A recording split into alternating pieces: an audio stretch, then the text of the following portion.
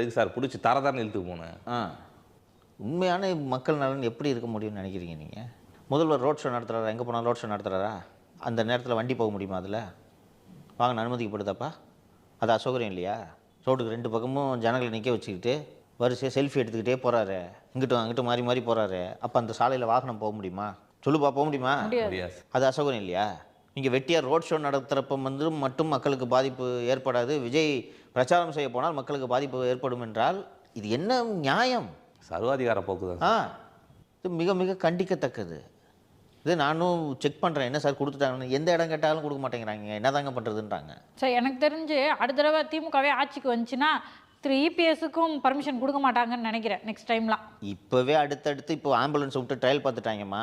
இப்போ இந்த ambulance trick எடுபடலைன்னு சொன்னோன்னே அடுத்து தான் இபிஎஸ்க்கு தான் வேறு வகையில் தொல்லைகள் கொடுத்து கொண்டிருக்கார்கள் அல்லவா? நடக்கும் அதெல்லாம். இதுக்கெல்லாம் தீர்வா பேசாமல் ஒரு இடத்த வச்சுக்கணும் சார். இந்த இடத்துல எல்லாரும் போய் பிரச்சாரம் பண்ணுங்க. தமிழ்நாடு பூரா எப்படி இடத்த வைப்பேன்? எலெக்ஷன் வருது, எல்லா கட்சிக்கும் சமமான வாய்ப்பு கொடுக்கப்பட வேண்டும்.